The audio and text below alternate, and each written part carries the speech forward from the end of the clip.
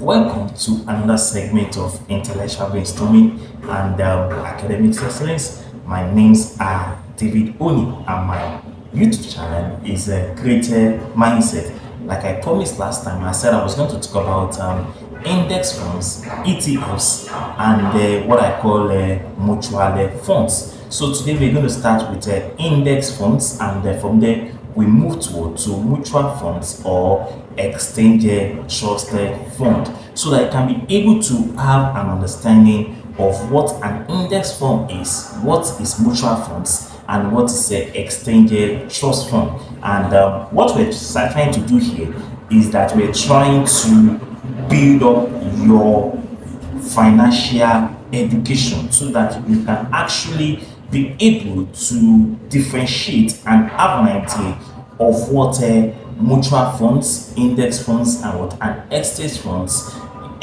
trust fund is actually all about. So today I'm going to be talking about indexed funds. So when you talk about index funds are actually investment funds that follow the benchmark index, such as the 500 S&P 500 and the Nasdaq 100. If you've been following my lecture, you will discover that I've been mentioning S&P 500 regularly. And when you're talking about S&P 500, you are actually talking about the most largest companies in the United States of America, the 500 largest companies in the United States of America. So when you put your money in an index fund, that cash is then used to invest in all the companies that make up the particular index, which gives you a more diversified portfolio than when you are actually buying an individual stock. So when you talk about index funds, you're talking about a conglomeration or a pool of companies, as opposed to an individual stocks when you are buying one stock or two stocks individually. Like you're investing your money in Vanguard, you are investing your money in BlackRock, you're investing your money in Google or Alibaba or Facebook. So the S&P 500 is one of the largest or of the major index that tracks the performance of the 500 largest companies in the United States of America.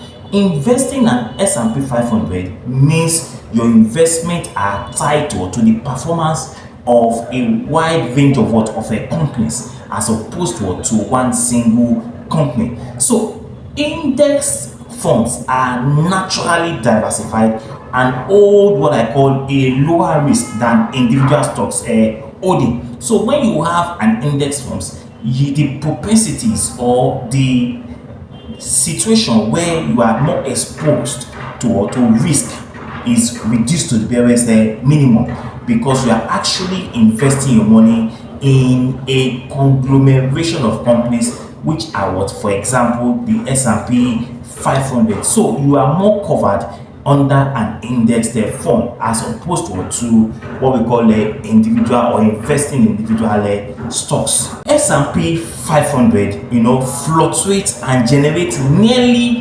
10% average annual returns over time for investors. So that means that if you're actually investing your money in what I call index funds, you are almost guaranteed that you're going to make what we call 10% annual returns on their investment. Don't forget, I am not your financial advisor. If you actually want to invest your money, you still need to meet with your portfolio investment manager. Then he will be able to give you a professional advice. What I'm only doing now is to open your level of understanding, so that you can be able to understand what we mean by an index funds and mutual funds and the exchange trusted funds. So index investment is a form of a passive investment. So when you talk about index funds or index investment, is actually a passive investment goal, which actually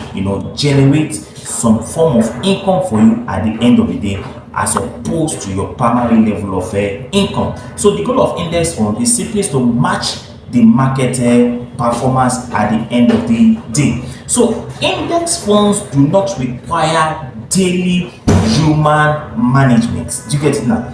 Daily human management, because it is actually it has actually been digitized or controlled by the computer, a computer generated figure, and they have lower management cost. And that lower management cost is what I call expense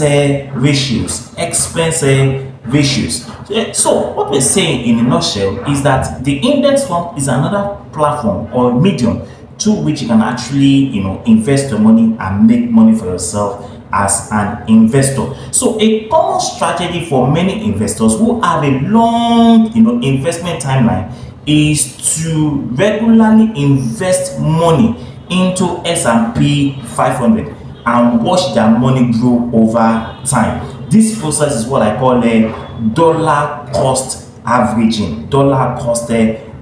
So investment is actually what you do regularly, continuously, by putting your money into the index funds and watch your money grow over a period of time. So to invest in an index funds, you will need to open what I call a brokerage account, a traditional individual retirement account.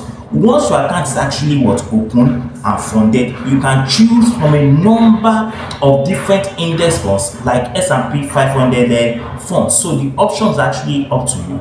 And in this topic, we're going to see those options that you can actually do. Let us quickly look at what we call types of indexed funds. There are different types of index funds, and I will quickly explain them one after the other. So number one is what I call broad market index. The second one is what we call factor-based or smart beta indexed fund.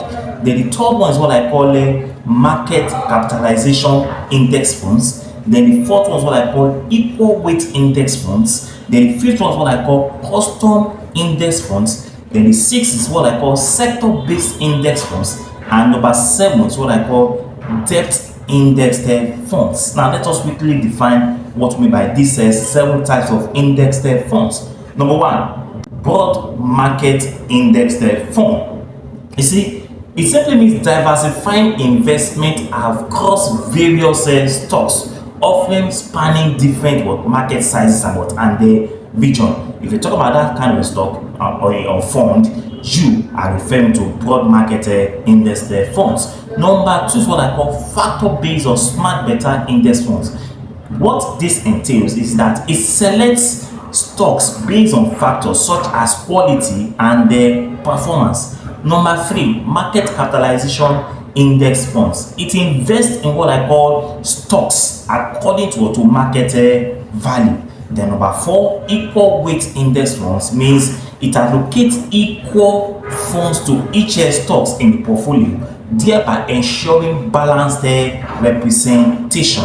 Then number five, which is custom indexed funds, it means to allow for personalized portfolio management, thereby offering what I call flexibility under the fund structure. That is what I call custom index funds. Then number six is what we call sector-based index funds. It means that it invests in specific industries such as banking and technology. The number seven which is called the debt index funds. It means that to passively track debt indices, providing simplicity and low cost. So these are all types of indexed funds. What are the advantages that is accruable to what I call index fund? Number one, it is cost efficiency. Under index fund, it is cost efficiency. Number two, it does not demand financial expertise. Number three, it is actually what I call diverse investment options. And number four, it is time saving. And number five, they are easy to manage. Now, who should invest in index funds? Who are those people that should actually put their money into indexed funds? Number one, cost-conscious investors. If you are a cost-conscious investor, you want to cut your cost, then index funds is actually a good one for you. Number two, long-term investor. If you actually wanted to invest your money for a long period of time, you can actually invest your money in indexed funds. Number three, it is also good for beginners. Who are the beginners? Those that are just investing their money into investment portfolio. You can actually invest in what they call indexed funds. Number 4, you have what we call passive investors. Passive investors, that is those that actually want to put their money into something and leave that in for a long period of time and watch it grow. You can also invest in the indexed funds. So these are the people that can actually invest in the index funds, But me, for example, I don't do index funds. What I do is what we call mutual funds, which I'm still going to explain. Now, examples of index funds are Fidelity 500 index. We also have what we call Vanguard 500 index. We also have what we call Schwab 500 index. Then we also have what we call State Street 500 index and the iShares Core 500 index, and so many of them like that. They all fall under the category of what we call indexed funds. I am not a fan of index funds. What I do is mutual funds, and under the mutual funds, what I do is what I call money market funds, which we're still going to look at in our subsequent class. Now, you now have an idea of what we mean by indexed funds, so that when somebody asks you a question, what do you mean by index funds, you should be able to answer the question. Then you also know that we have different types of indexed funds, like broad market index funds, like factor-based index funds, like market capitalization index funds, like equal weight index funds, like custom index funds, like sector-based index funds, and debt indexed funds. And I've explained them what to mean by all of them. They also have an idea of what we call expense ratio. Expense ratio requires daily human management, and they have lower cost management. That process is called expense ratio under what we call indexed funds. So index funds, if you actually want to invest in it, there are some certain criteria or process you have to go through, and that is why it is very important that you meet your portfolio manager to explain it in details to you, and you can now decide where you actually want to put your money. This is 2024, and this is the year to actually make money. Don't spend all your money, invest part of your money.